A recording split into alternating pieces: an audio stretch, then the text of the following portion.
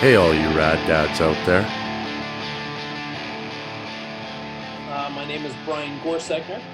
I'm a 37-year-old who lives in New Jersey, USA. Okay, and how would people probably know you or things you've been involved in? I've sang in the band Nightbirds for the past 10 plus years. I did a couple bands before that. I did a band called Psych to Die and a band called For Science and Forward to Death and Splitting Headache and a bunch of smaller hardcore bands. I'm a booking agent for 16 North American artists, screaming females and off with their heads and pairs and Bad Cop, Bad Cop and Modern Life is War and a ton of others. Nice. And I'm a big record collector, so I know a lot of people through the record world. I guess those are probably my main credentials. Your main gigs, yeah. That's kind of how I know you. So your booking company, it's called Wired Booking, right? Yeah, correct. Okay, sweet. And yeah, I definitely have been following Ancient Artifacts as well online and kind of ogling your record collection. So yeah, I saw you had a sale over the weekend or on Friday or something like that. And I was like, oh man, I wish I lived in New Jersey. Yeah. I bought a collection last Tuesday, and then if I get a good bulk of stuff, like there's enough local people that are into that kind of stuff that I put it outside and masks required, and I booked appointments one at a time. People just showed up, cash, and bought a bunch of records. So Nice. It was fun. Yeah, it was cool. Oh, that's awesome. That's amazing. I'm gonna kind of start by, I don't normally do this, but tell you a little story about how I kind of became aware of your band. I have a really good memory of seeing your band for the first time, and that was, I think it was Punk Rock Bowling 2014. Okay. You guys were opening, I think, for All at one of the club shows, right? So I think it was you and the Briefs, and I can't remember who else. A little bit blurry. That whole weekend really is a little blurry. Toy Guitar? I can't remember who. Oh, yeah. I think it was Toy Guitar. That's right. Yeah. There was a good, somebody else. It was a good bill. That's a very memorable show, but you go first. Well, yeah, no, it was totally memorable for me. I mean, I'm a huge All fan, so that's kind of why I was there. But I remember kind of hearing, in the, probably years leading up to that show, about Nightbirds, and never kind of, how it is, you don't get around to listening to somebody or whatever. And so I was really stoked to see you guys. And it was like one of those shows where, and they don't happen very often, but one of those shows where it's like, as soon as you guys started, it was like, holy shit, like I'm zoned in. And so from there it was like, yeah, you had me as a fan. So that was a really cool, memorable show. And I did see you guys, I don't know if it was last year or the year before, in Edmonton as well. So I'm from Edmonton, Alberta. Okay, cool. So I saw you guys here with, I think it was Chain Whip and No Problem. Yep. And you guys are great. So before last year's Punk Rock Bowling, we went up and did Vancouver and Edmonton and Calgary. Right. And then down to Vegas. Yep. Yeah, nice. So anyway, I just thought I'd share that because that was like I said, those shows are kind of like, I would say they're rare. I love seeing live music, but it's rare that a band would just kind of like pull you in like that with one show, and you go get all their records, and that was me for sure. Yeah. Really cool. Yeah, there was that's very nice to hear. That was that was the night that we signed to Fat Records. Really? I think it was kind of like because of that set, like Fat Mike was in the audience and watched us play, and then came up to me after our set and like asked if we wanted to do a record. It was like a very memorable, and that was like the first time meeting like all the Descendants, all guys. And I remember hanging out with Exene from X outside. Yeah. It was just one of those, at the end of the nights, it was just kind of like, oof, man, that was a lot. There's a lot to take in there. Yeah, totally surreal. Yeah, but it was cool. I felt like we had an especially good set, but I also remember falling off the stage. I don't remember that, but maybe I thought it was just part of the thing. No, I specifically remember that. But yeah, it was a fun one. All was great. Oh man, I mean, they're always great, but there's also something about, like, you would know this, obviously, like the venue, right? Like it just felt right in there. Yeah, it was it was sweaty, and it had the right vibe there. I think that's one thing that Punk Rock Bowling does pretty well with their club shows. I mean, the festival too, but the club shows are just always a riot like that. Yeah, they're really fun. Just a big open room. It sounds good, and Yeah, I remember that like all set not being like overly packed, and like just the people that were there were like the serious fans, you know, Yeah. because it was like probably 1 or 2 o'clock in the morning by the time Yeah. set was like halfway through, and everybody that was there, you know, knew every word and were like super pumped. Yeah, that's kind of, it's funny. That's kind of how that band is. We, you know, talked a lot about that, you know, so we interviewed Milo from Descendants, and, you know, Chris Sherry, and talked about that sort of following for all. It's very much kind of a cult following, right? So everybody who's there in the front couple rows knows every word. Yep. Yeah, definitely felt that night. So, okay, so let's get back on track. So Wired Booking, Nightbirds, Ancient Artifacts. You're also a dad. I am. That is correct. So how many kids do you have? I think I know the answer, but Just one and done. okay, one and done. All right. So you have a daughter, right? What's her name? Yep. Her name's Dorothy. Okay, Dorothy.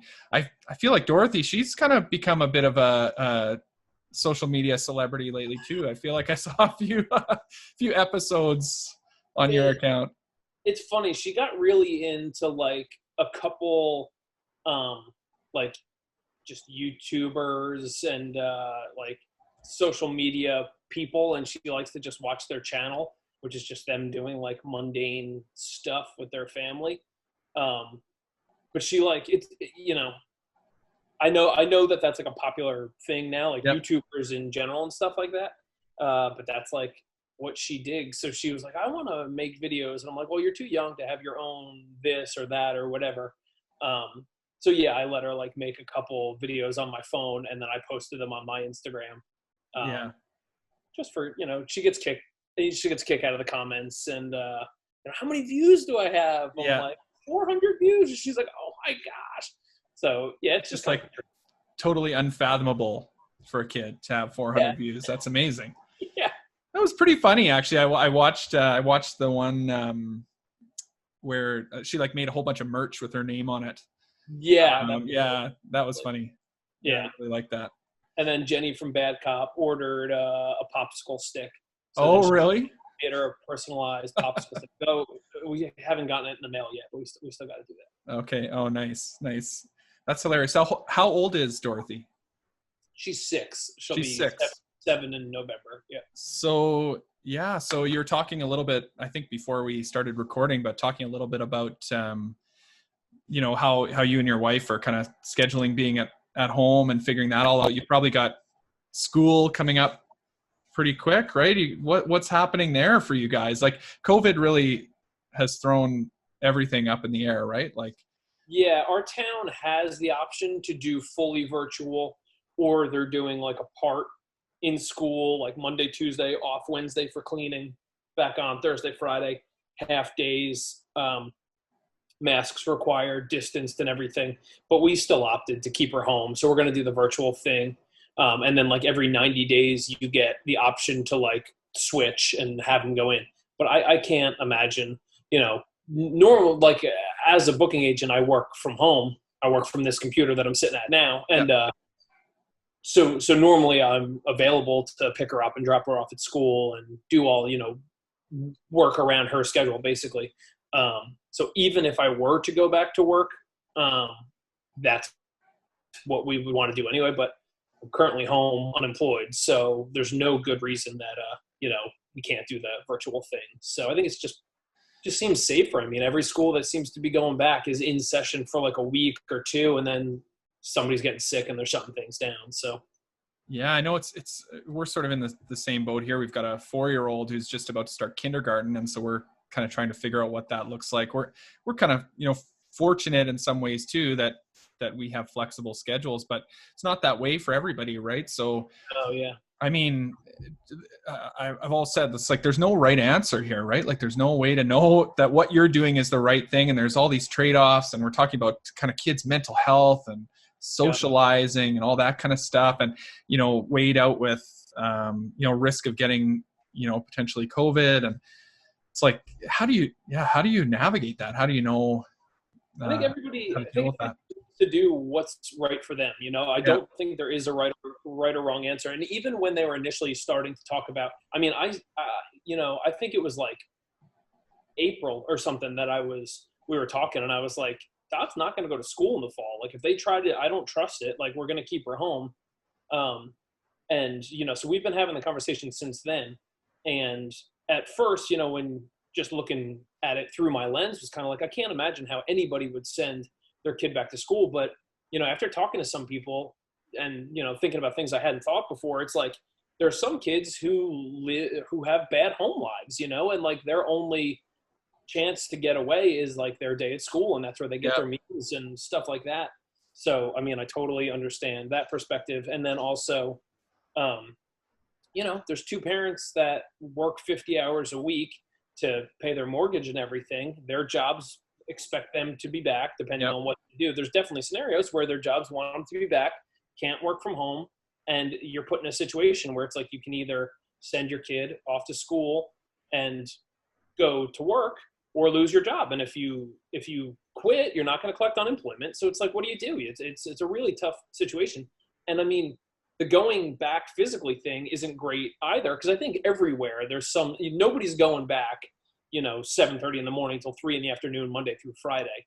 I think best case scenario is like everywhere is it's on a couple days, and then there's cleaning days. So I don't know how people are doing it. So our situation, I feel fortunate that we are in a position that I can stay home and watch her, and my wife will probably be here to back me up unless her work brings her back in, but she's only going into the office 1 day a week. So I don't know. It's tough, man. It's pretty crazy. Yeah, you're right. Like, it just, it's so different for everybody, right? And it's nice that at least at your sounds like your town, you guys can kind of reevaluate quarterly what that looks like. And so, maybe you'd have the option to send her to school if you feel that that's the best thing, or vice versa. You could pull your kid out and bring them home if you feel that's the best thing. So it's nice that they're working towards that. I know a lot of, my teacher friends and stuff like that, everybody's pretty stressed about what this is going to look like, right? We're kind of coming right up on it. Mm-hmm. And nobody knows. No. So yeah, it's a really uncertain time. Yeah. I really feel for the teachers too, because that's already, such a thankless, tough job. And it's like, now your job is going to be 3 times as hard. You have to do virtual stuff after the in-person stuff, and you have to try to keep kids with masks on. Like, kids don't, they don't get it, and they don't want to wear them. It's like super tough. And I don't know. I don't envy their position, but we'll see, Yeah. We're just kind of like, it feels like every week or whatever, like things are changing. We're getting new information. This is just what it looks like for now, but who knows what it's going to look like in a month. Right. So, okay. So let's talk about, get back into sort of fatherhood and that whole experience. So where I'd like to start is just ask you, what are the most rewarding aspects of being a dad? And kind of all of it. I mean, I love being a dad. It was something that we did on purpose. I've been with my wife. Our 10-year anniversary, our wedding anniversary is Thursday. Nice, congrats. Thank you. We had been together for 10 years before that, so we've been together for 20 years. We always wanted to have one kid. So it happened when we were like ready and everything. So I don't know. I feel I'm happy with how we've been able to do everything. Like, I feel I'm happy of the job I do as a dad. There's things that I thought I would be better at that I'm not as good at. And then there's things that I thought, were scary that I'm better at than I thought. So, yeah, it's a humbling experience, hey? Yeah, absolutely. But yeah, I mean, our daughter is awesome. Like, she's so well behaved especially through all of COVID and everything. I mean, we couldn't have a better partner through this. She's like super cool. She's fun to be around. She's great about it. If we try to like have a socially distanced bike hangout with the neighbor across the street, she's really good about, hey, you got to give me some space and stuff. So yeah, she's smart as a whip. She's funny. And, I don't know. I'm really proud of her. And just, I think we're doing a pretty good job. We do our best. Yeah. I mean, I think that's all you can do, right? Is do your best. Everybody's situation is different, but that's awesome. So you kind of talked a little bit about kind of discovering some things about yourself, maybe in terms of what you are capable of or not as good at. So how has being a dad changed you? mean, kind of in like every way. It's this, you wake up one morning and all of a sudden there's something that's more of a priority than anything has ever been a priority. I don't think you can even understand priorities before that happens. I dropped out of college. Like, my jobs have always been, well, before I started my own business, I was always just working. My biggest commitments were getting to a venue on time and just going on tour. I mean, I just lived to do that stuff. Everything else was kind of secondary. I had jobs and I went to high school and stuff like that, but I sucked at all that stuff and I didn't care about it. And the thing that I cared about and my priorities was just playing music, which, at the end of the day isn't the most, it doesn't matter. It's not a human being's life. So waking up one morning and being like, oh my God, there's an actual person. And I mean, they just give you the kid and they're like, here you go. And you're like, I just have a kid now? I don't know. It's crazy. Like any job you have, a couple weeks where they kind of just train you what to do. This is, there's a lot of kids out there, so they don't have the time to do that shit. It's just like, this is yours, go ahead, do it. So yeah, I mean, it's just an entire crazy shock, to your entire way of life. It's changed everything. Definitely made me a better person. I mean, once you live through those first 6 to 7 months, you can kind of do anything a lot better. And my wife had really bad postpartum depression for basically the first 5, maybe 4 or 5 months. Yeah. So yeah, I mean, like, I was like in it, I was doing every wake up, every everything for a while. And you don't realize what you have in you until you're squeezing everything out. So yeah. I mean, I think that's a pretty common feeling, right? Like, you kind of are confronted with this situation. There's no other option other than to just deal with it and do your best and figure it out. And like, not only are you figuring out like all the things you don't know how to do, like, you're learning how to, I mean, the stereotypical ones, change diapers and whatever, but like, wrap them up properly in a blanket, like the swaddling. I think I've probably forgot that now, how to do that. We ended up just getting the swaddles with the really strong Velcro, just like basically a baby straight jacket. That seemed to work pretty well for us. But like learning all that stuff, right? But then also like coming to terms with this like huge change in your life, right? Yeah. So yeah, you're right. It's like turns everything upside down. Yeah. Right. And then helps, I guess, like, as difficult as it may be, helps you kind of figure out where your priorities are. Yeah. Yeah, absolutely. So there's no way to prepare somebody for that. It's like, I don't know. It'll just happen. Like, you'll either succeed or you'll collapse and fail, but you'll probably succeed. Odds are. Yeah. Well, I do think, one thing that's nice, like I found when I became a dad, like, people, I mean, sometimes it can be a little bit frustrating, but people are happy to give you lots of advice and try and help out too. Like, you kind of see the community kind of try to, community, whatever that looks like for you, like kind of rally behind you, whether that's family or friends or whatever. Sure. Because people who've been through it before know, like, this is not easy. So, yeah. No, it is not. So you kind of talked about how you'd known for a long time, you guys wanted to have a child. Like, despite that, did you have any fears about becoming a dad? Yeah, I mean, a lot of fears, but again, it was always something that I knew I wanted to do. Yeah. But yeah, I mean, I'm a complete idiot. So the idea of having, being in charge of a human life is terrifying.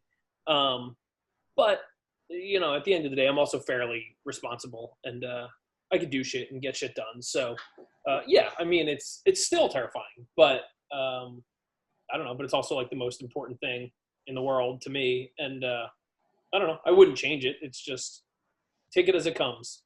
And it's always changing, right? Like, Yeah. You kind of just figure out the like infant newborn thing, and then it's like something else, right? And then it's terrible twos and all that kind of stuff. So it's just this challenge that keeps evolving. Yeah. So far, I like where we're at now. I'm really into like 6 going on 7. Like, she's in the, she's watching cartoons and eating something right now. Yeah. And I gotta go for an hour. Are you good? She's like, yeah, I'm good. We just built a trampoline in the backyard. She's like, I might go jump a little bit. So it's like she's fully independent. The beginning stuff where it's just every waking minute And, you know, our big thing was like, my wife's an artist. I play music. And it was like, you know, do we fully shut everything down and we're just parents and that's all that we do? And, you know, that I think that's what a lot of people kind of do. You know, you work towards parenthood and then that is it. But she was like, you can't not play music. Like, that's not going to go well for either of us. You need to do that. And I was like, yeah, you're right.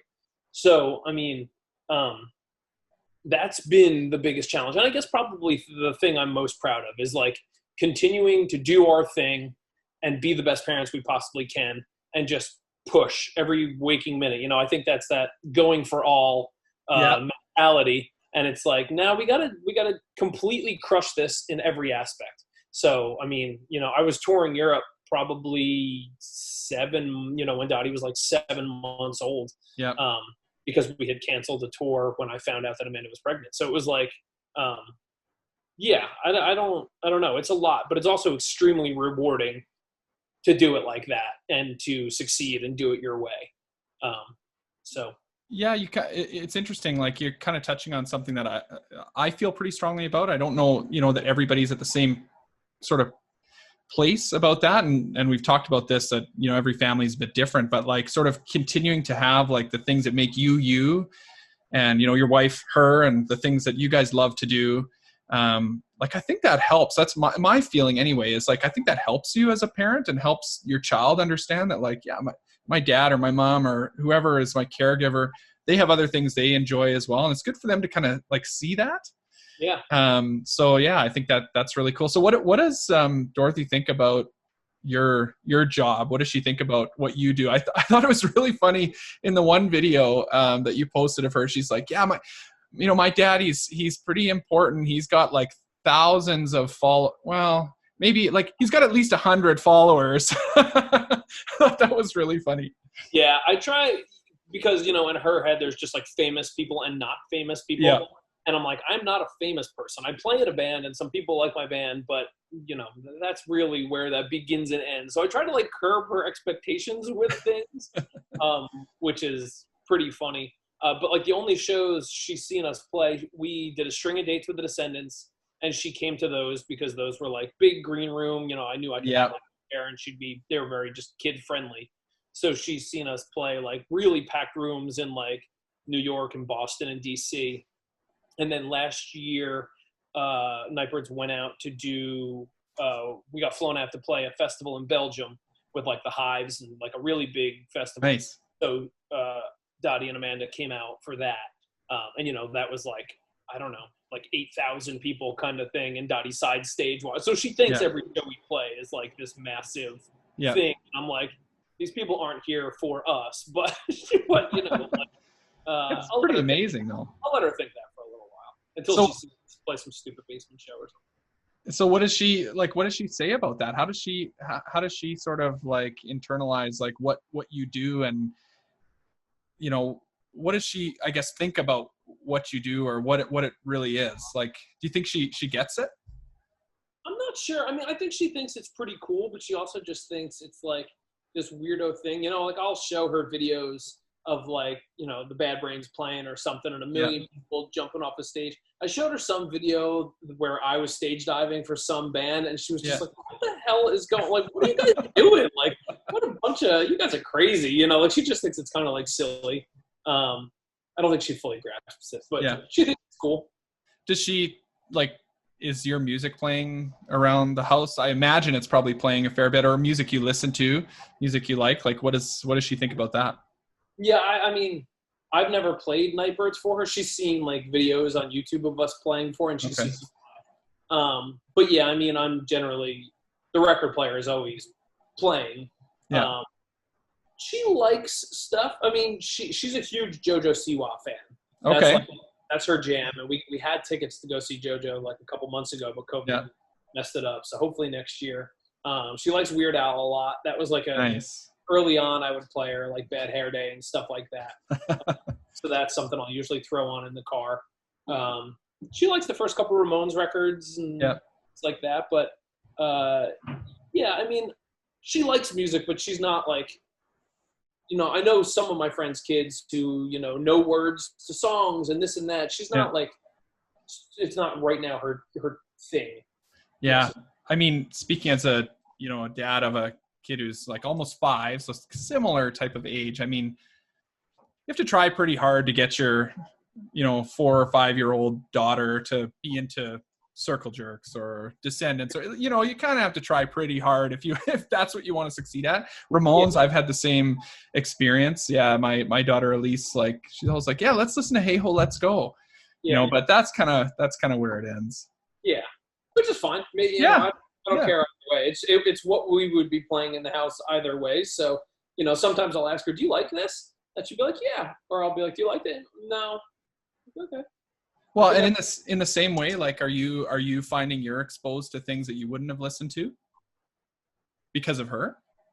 Not yet. I mean, I'm being exposed to a lot of television that I wouldn't be exposed to if it wasn't for her. She, like I said, she doesn't really play music. Like, she's really into slime right now. So yeah. I wouldn't have slime around if it wasn't for her.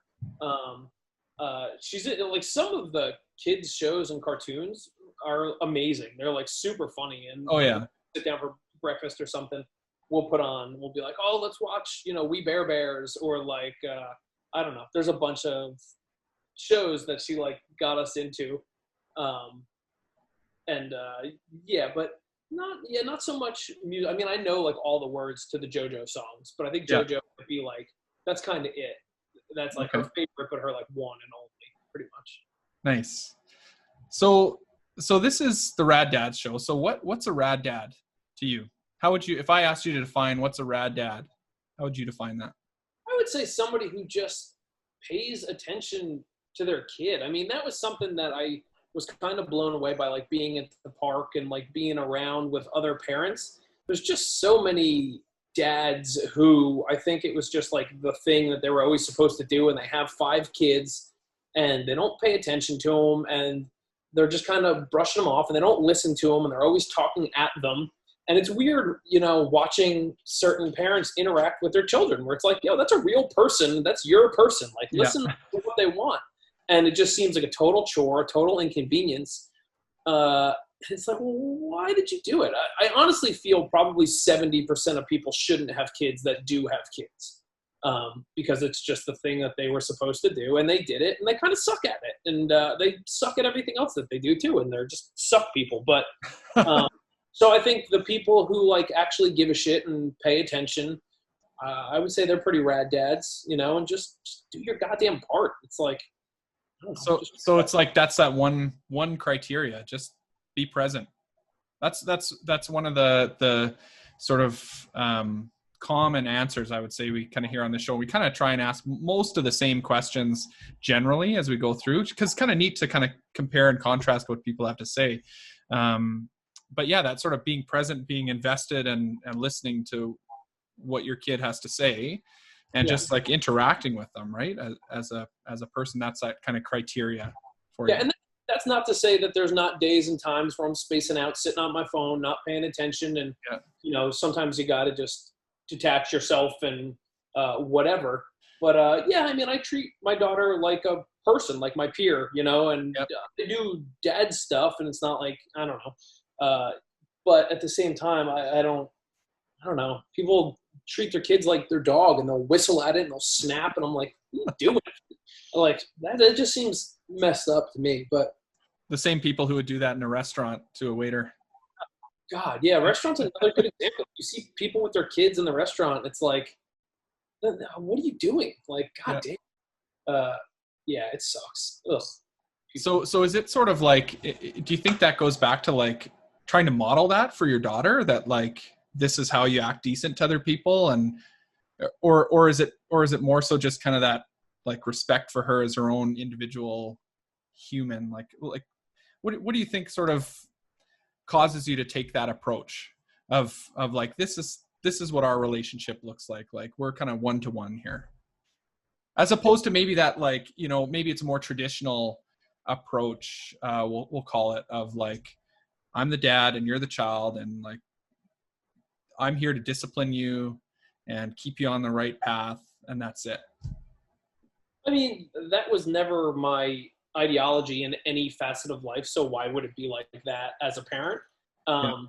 and again, that's why we're punks. Like, we don't align with that kind of stuff. Like, that's not the kind of boss that I would be. That's not the kind of husband I would be. It's not the kind of bandmate I would be. It's not the kind of person I am. So why would I be a parent in any other way? And I mean, I'm sure there's people that make perfectly fine kids being a jerk off, but it's like, that's not how I want. That's just not how I want to do it. You know, that's not how I even know how to. We're basically doing it the only way we know how to do it, and it's be decent. And I mean, like, we've raised a pretty decent 6-year-old, and we never had to go out of our way to like tell her how to treat other people. I think that's just what she's around, and it's what she's used to.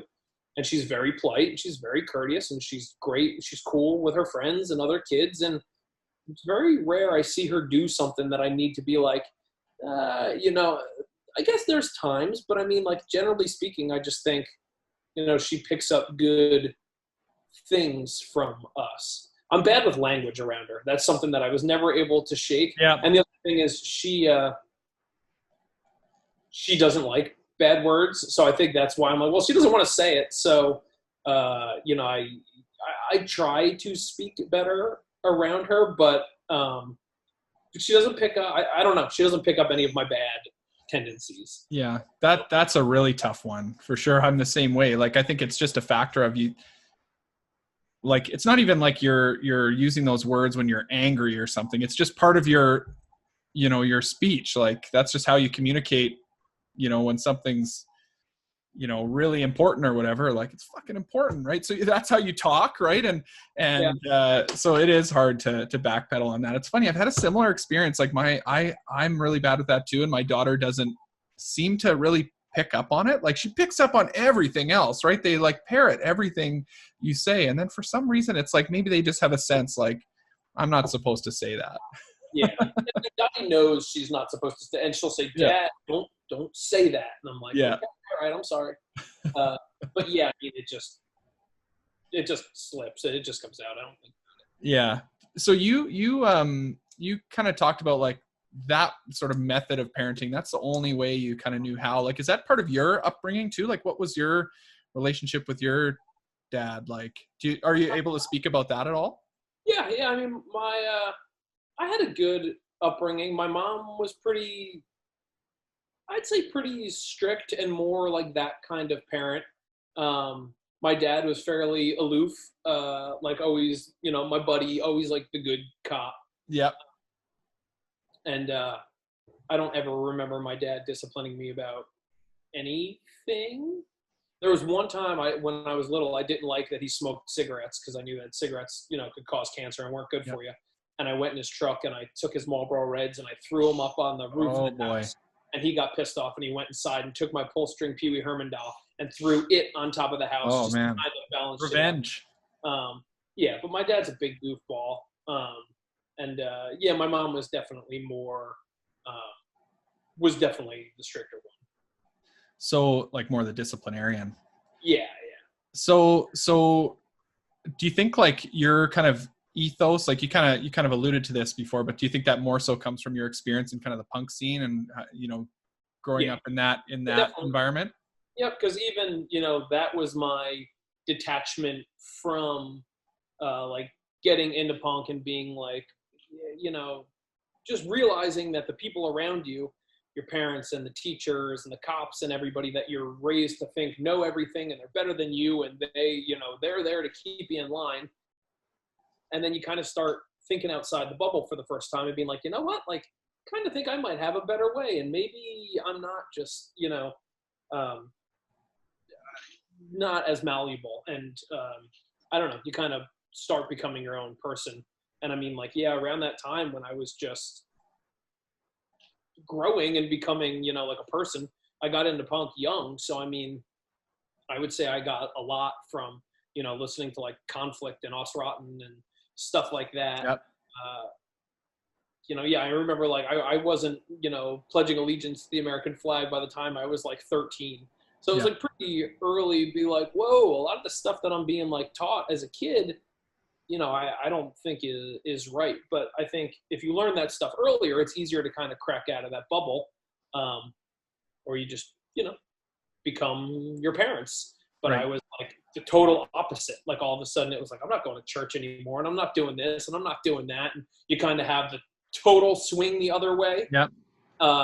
And then you learn how to like cohabitat with people and all different sorts of ideology and whatever. Yeah, I think that's a big part of it, right? Is that community sort of aspect. And I guess not all scenes are kind of made equal in that way. Some are pretty alienating, but my experience certainly was like, oh man, there's all these people who are just, they kind of approach things differently, but everybody's kind of willing to help everybody out. No one's really trying to screw you over. We're all just trying to, get the best possible outcome. We're going to set up a show, and we don't really care about making a lot of money. We want everybody to kind of get what they need out of this, right? And yep. so that yeah, laterally just works in life. I remember, when I was 17, buying my first used car. We were looking at a couple cars, but I ended up finding a car on like the local punk message board because I was like, man, I don't want to go to like a dealership and I feel like I'm going to get screwed. Like I want to buy a car from a punk because I can like trust them. And, there's a ton of shitty punks out there, but I think generally speaking, everybody works under the same set of like morals and stuff like that. And, yeah, I mean, it's just a whole different world than the regular shitty, corrupt, lying world that is kind of forced down your throat. And you learn about other stuff, and you just learn about, community and what all that stuff can actually look like. Yeah, I don't know. Learning that stuff young went an extremely long way. And, I learned more then than probably any other period of my life. Right. Yeah, I mean, I think that's a common one too, that always kind of comes up, is that community around you as you're kind of getting into your scene, kind of shaping, how you approach parenthood. So that's kind of cool to see that that's a similar thing for you. And like, was that ever a challenge, like with your wife? Were you guys like, sounds like you guys been together a long time, on the same page about that? Or was that a debate about how to approach parenting? Or no, it all came really naturally. I mean, like yeah. We met at a punk show when I was Okay. 15 or 16, and she was 16 or 17. She's 9 months older than I am. So yeah, it was a Casualties. I went to see a local hardcore band called 3 Against 1. Yeah. And she was there to see the Casualties, who were headlining. Yeah. And yeah, that was like, the first time we hung out, and then found out we went to high school together. So no, we were always pretty aligned with that stuff. Nice. And she knows where I stand. Yeah. We're pretty aligned with most things, or at least respect wherever we don't necessarily align. Right. So yeah. Yeah, that's the challenge, right? But I think again goes back to how you're brought up to be sort of tolerant and understanding of other people's perspectives, and even if you don't agree, like finding a way to talk about it reasonably and come to a compromise or whatever, right? Those skills really are helpful as a parent, right? Because as you get into these, I mean, you're teaching your kid the right way to look at things, or how you think is maybe the right way to look at things, but at the same time trying to be open-minded about how they might be looking at it, right? And so that's the challenge for sure. Yeah. So your daughter obviously has gotten to experience you being in a band and doing that whole thing. You talked about being on tour like 7 months after she was born. How do you manage that? Like, how do you manage being away from your family, and what does that look like for you guys when you're touring, or maybe you're, away for a couple of weeks recording or whatever? Yeah.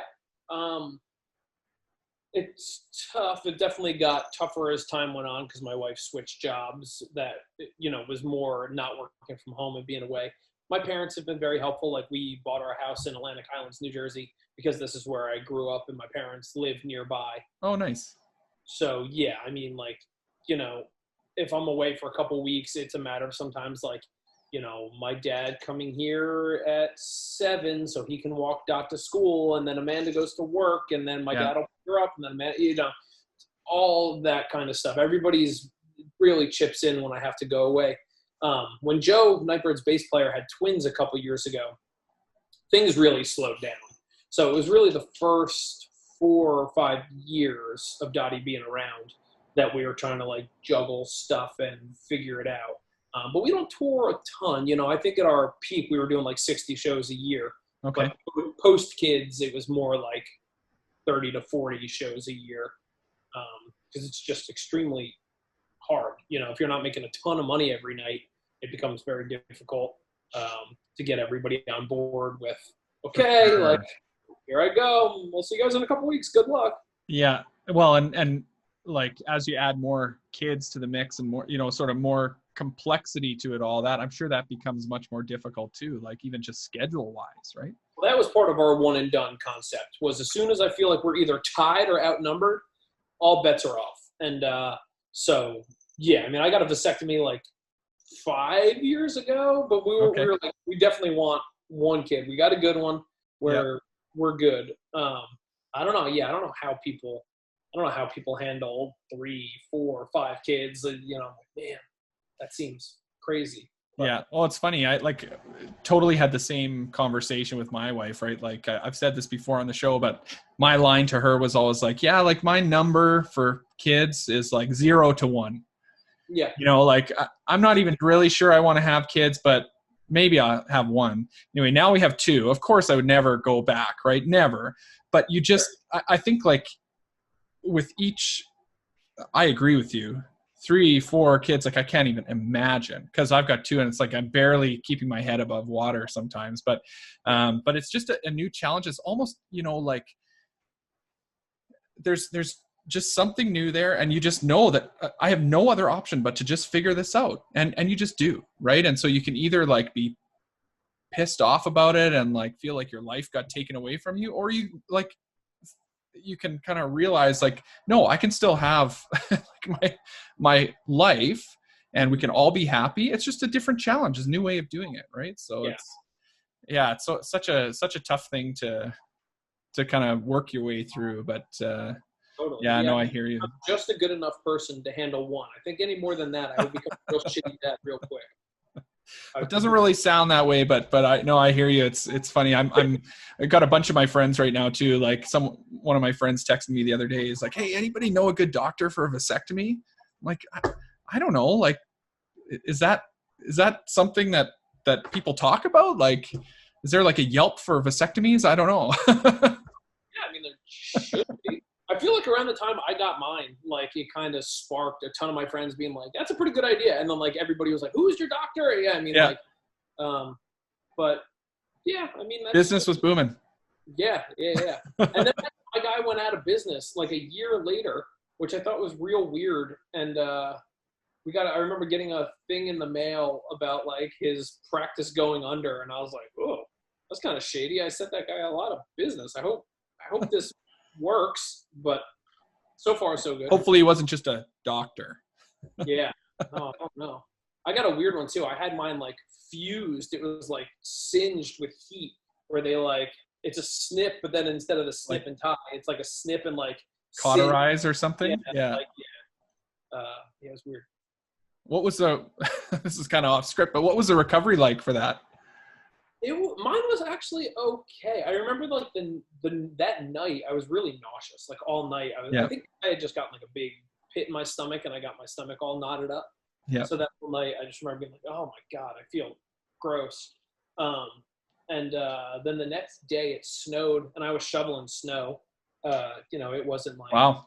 Yeah, it wasn't like the end of the world. The recovery was pretty quick. I was like sore for a little bit, but that first night I was just like, oh God, this sucks. Yeah. So we have a feature we kind of do on this show, and I'm going to put you on the spot here. So it's okay if you can't answer, but we do this thing called the Rad Dad Bad Dad feature. Okay. So basically an opportunity for you to share like kind of a rad dad moment, that blue ribbon moment, like I'm the best dad ever, one of those, prideful sort of moments, versus that bad dad moment where like you just like, face palm. It doesn't have to be something awful, but like, oh, I can't believe I did that or whatever. So yeah, I'll turn it over to you. Can you think of? Well, here's like my bad dad. I'd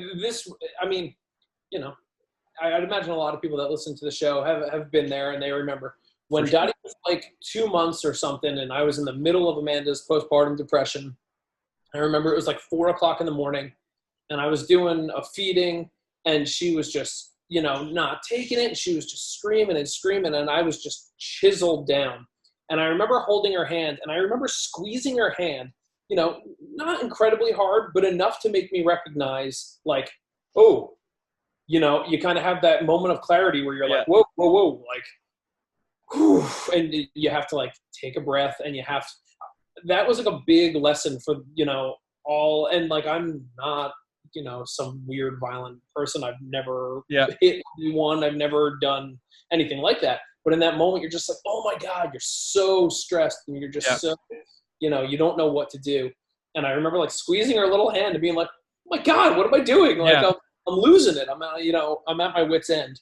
But I remember like I felt really guilty about that for like a pretty long time.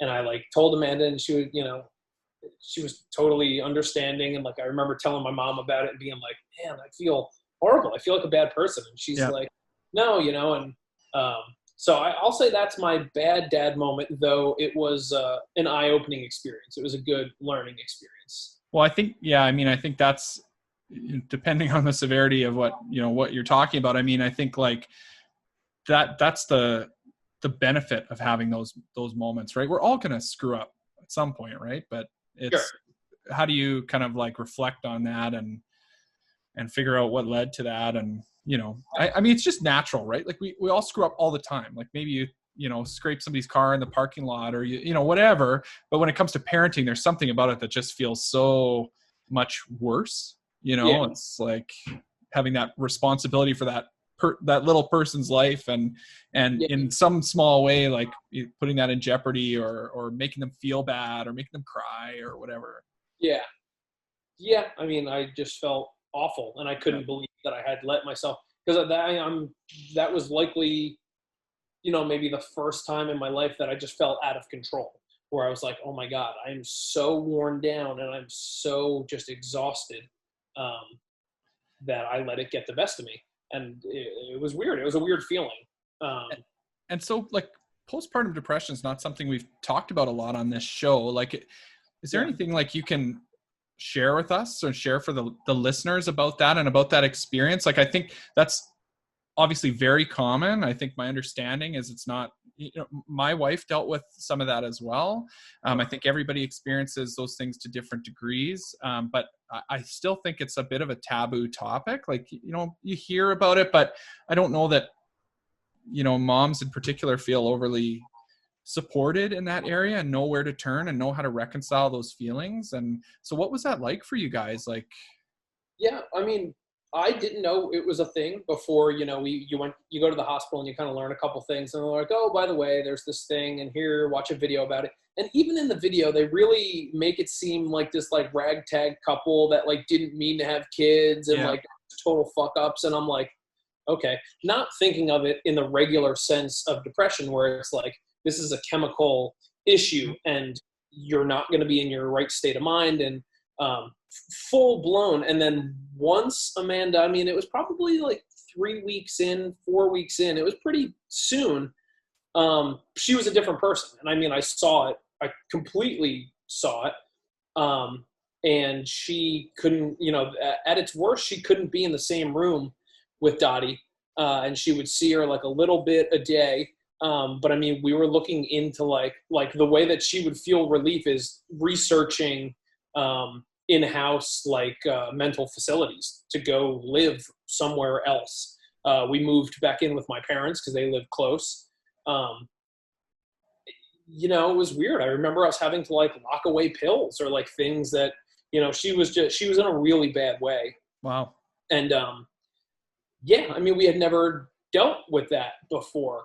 Her father suffered from depression. So, I think some of that stuff is just genetic to a degree. But, I have anxiety issues. I've never really had, legitimate serious depression issues. And this was the first time that we were dealing with it in our relationship. And it was like very, very real, very, very quick in the middle of already trying to deal with this brand new crazy scenario. And all of a sudden this kind of took precedent. It was like, holy shit, like how much can you stack on here? But it was really, really scary. And like, she started a medication where they were like, okay, in like 2 to 3 weeks, we'll know if this is going to do anything. The same as like, you have to let it get into your bloodstream and kind of work its thing. And I remember, like 14 days from that day, we came back to our house, just she and I, just to kind of have quiet time and watch TV or something.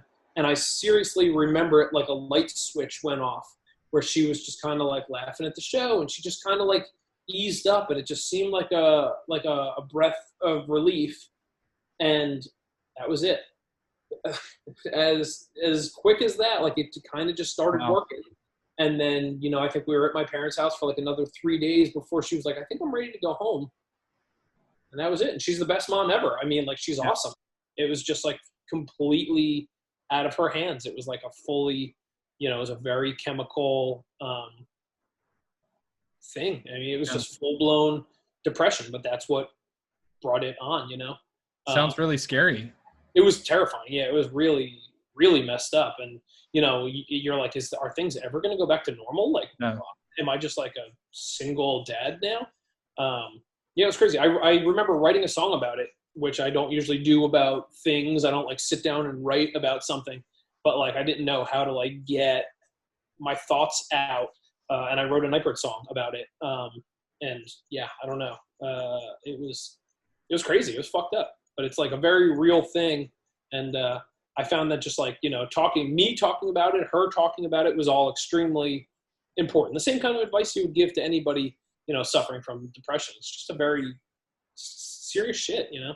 And to talk about it openly, like that's kind of sometimes easier said than done, especially when you maybe don't understand exactly what you're feeling and why you're feeling it. Yeah. Right. So yeah, that sounds like that was pretty intense for you guys right at the beginning, right?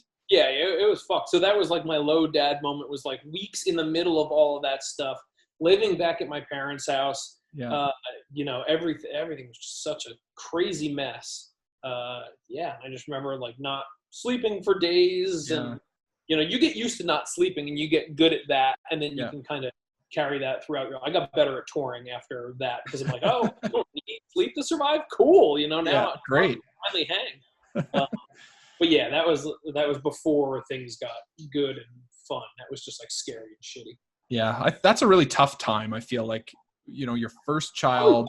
No matter what, but yeah, and people kind of prepare you, I think, for the like surface level kind of stuff. Like, oh man, you're not going to get any sleep. Like, you better get your sleep now. You know, that's the kind of advice you get, and like there's so much more than that, right? Like that emotional aspect of it. And, you know, certainly like if you're getting to the point of like severe kind of postpartum depression or other kind of mental health type issues, I mean, that's even if you took that away, like it's hard, right? And it just like it threatens to break you as a person, right? Because you feel these things that you don't know if they're right, and you don't know if what you're doing is right. And yeah, it's such a tough time. So yeah, thanks for sharing that. I think that's really helpful for people to hear. I know we have moms that listen to the show too, and other caregivers and other family members, and people are just interested. And you know, I think that's one thing I really like about doing this, is talking about some of these things, especially for dads. I think that we just don't get that much of an opportunity to do. You know, there tends to be like support groups for moms, you know, especially if they're on mat leave or whatever. Like, you know, the first year there's kind of mommy groups and stuff. There's not a lot for dads. And so to have, you know, the opportunity to hear some of these things, I think is really helpful. Yeah. You know, I also think that the first couple months of having a baby, you're supposed to be overjoyed. Yeah. Every moment is supposed to be this great, glorious thing. So I think it's also, you know, it might be tough for people to get over, you know, you feel maybe even a sense of shame that you are going through this, and it's not because you want to be going through it, you know. And I don't think people need to feel shame, and you should, you know, do your best to be able to talk about it and stuff. And that's kind of helped us. But everybody's like, how are things? How's the baby? Yeah. Fucking horrible. We're looking into like hospitals for my wife to go live. Like, shit sucks. Why did we do this? But yeah, I don't know. It's I feel like so much is just like put on. And I'm like, you tell me, like, shit sucks. Having a baby at the beginning is like horrible. And you're like, what the fuck? Why did we do that? But yeah. Well, and obviously the experience is different for everybody, but I agree with you. Like, I think you know, this like narrative or whatever of like, oh, this bundle of joy comes into your life and they're just the cutest, sweetest little thing. And you get those cuddles. And that's what the first 6 months looks like. It's like, it does not look like that. Like those are the moments that keep you sane. Those are the moments that you're like, okay, you know, you get 2 minutes of that and it helps you get through the next 24 hours. But the other 23 hours and 58 minutes can be pretty grueling. So. Yeah, I mean, I remember having similar experiences, like where, you know, you talk about squeezing her hand, like where your baby's just crying, you like cannot figure out what to do. You want to like scream at them, or you want to like, you don't know what you can do. Yeah, because rationale seems to be out the window. Yeah, and so it's like, how do you pull yourself back from that, right? So so what about, okay, let's turn around. Let's talk about maybe a Rad Dad moment. Is there sort of a moment that pops into your mind that was like, you know, you're super proud, or even something recent that's happened that you're... We did a family band during quarantine, and Dottie likes playing the drums, and I have two, you can see my blue drum kit behind me, and then there's another kit behind that. But so are those Ludwig Vista lights? Yeah. Those are? Yeah, cool. Yeah, those are 78 Vista lights, and then behind that I have another Ludwig kit. But we did a family band where she played drums, and my wife played bass, and I played guitar. That's awesome. That's like the recent moment that jumps to mind that felt like, I'm like, this is awesome. Like, you know, this is the good stuff. So I might have missed that. Did you like post any of that on social media? Did you record any of it, or? Yeah, we did a Ramones song, and I posted that. Cool. Somewhere, maybe my personal Instagram or something like that. Okay, I'll have to go back and check that out. That's pretty cool. That's like, for me, one of those things. I'm like always trying to talk to. So my daughter's like only 4 right now, but it's like I've already I've got a drum set in the basement. I've got a guitar that I, you know, supposedly bought for her, and my wife. I'm always trying to get everybody like playing music, because it's such a cool thing. So that's neat to hear. Yeah, it was fun. Sweet. So what's next for you? Like, obviously, as a musician, as a booking agent, like things are just totally like at a total standstill right now. So what does that look like in your world right now? What's next? What's in the works? I kind of switched over to just doing, like, people are still spending money at the moment. So I pretty much switched over just to doing ancient artifact stuff and buying collections and selling records. It was a good opportunity at the beginning of quarantine to like clean out every corner of posters and shirts and flyers and tons of stuff that, you know, we moved in and I stuck stuff somewhere, and 7 years later finally had the opportunity to dig it up. So that's been my source of income, really. I mean, booking's not happening. Nobody's playing shows. Nightbirds hasn't done. We haven't been in the same room together since November. So I mean, all that stuff is totally dead, and I kind of stopped thinking about it at this point. It's been, you know, like I don't see the light at the end of the tunnel yet. Yeah, it's tough to imagine with live music in particular, right? Like you see artists are kind of starting to do some things online, and there's the odd kind of Facebook Live kind of show and things like that. Yeah. I mean, I see that, and I'm not in that sort of world, but like I sort of see that as almost more like relieving some boredom, or like relieving some tension. Like, we haven't played, like let's just do something. I don't see that as like at this point like coming to the rescue of the music industry. Like what's your thoughts on that? Who knows? I don't have thoughts on it. I mean, I feel the same. I mean, what the fuck do I know? You know, the virtual thing might take off and that'll be the new thing, but like I've watched a couple of them. They're fun enough, but I mean, like, you know, we've had YouTube for a while, so like watching videos of bands playing on the computer, I don't know. Yeah, I don't want to do one. I have no interest in doing one, and like I don't want to play a driving. I don't want to play right now. Like, it's just not in my mind. There's just too much other shit going on.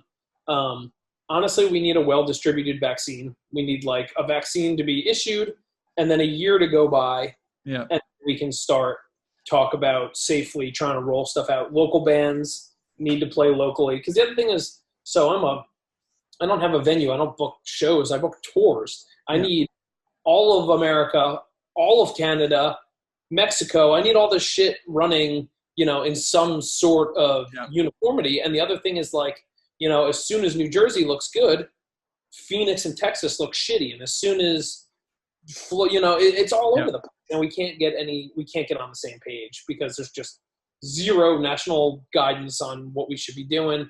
Everybody's on totally different. I mean, the fact that there's like anti-maskers, the fact that is a thing at all, it's like that would never have been a thing had it not been like demonized at some point as making you look weak for wearing a mask. It's like, it's such a simple precaution that we can't even get that. So it's like America is stupid, and I'm not optimistic about when things. Well, I think I feel the same way as you, and it's not just America. We see lots of that up here in Canada as well. But I mean, realistically, like, it's hard to imagine, like you say, like, once there's a vaccine that's been tested, even just for safety, we don't know long term like what this vaccine is doing for us yet. So like, is it giving you long term the virus is doing for us? Yeah. I mean, that's what scares the shit out of me.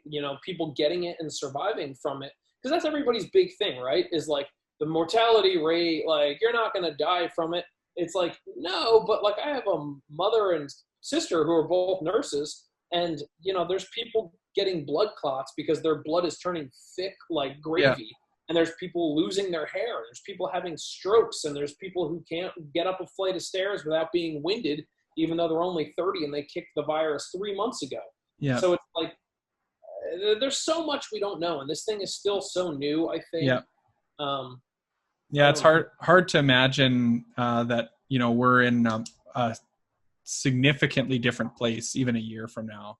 No, right? It's so ridiculous that our administration's defense is like how they locked down China before, and it's like, that shit doesn't even matter, because we have like started from the beginning over and over again. That doesn't even matter. Like, what are we doing here? And I mean, people just want to bitch about how they have to wear a mask in Walmart or something, and it's like, man, this sucks. Well, it's good that you've got kind of, I guess I'm going to call it your backup plan or whatever, ancient artifacts to kind of focus on right now. That's good. I know a lot of musicians are struggling with like, well, geez, what do I do now? Right. So it's good you've got that. So let's tell people, where can we find you online? Like, if people want to look at your posters and your shirts, and if you haven't yet, you should go do that. Where can we find you online? Yeah. Ancient Artifacts is it's an Instagram account. And it's Ancient Artifacts, but facts has an X at the end because punks. It's all sorts of just cool, hard to come by punk records and shirts and posters and flyers and buttons and all sorts of random stupid stuff. And it's fun. I mean, I've always loved that stuff anyway, and I like being a facilitator if I already have a copy of something. Unfortunately, some people still seem to be spending money on stuff. There's Misfits records selling for like 10,000. Yeah, I saw that. Yeah. If you got it, I'll take it. Yeah. Okay. All right. Well, you heard it here. So any words of wisdom for any current dads, maybe expecting dads, anything you want to leave people with? What a weird time to be a brand new dad.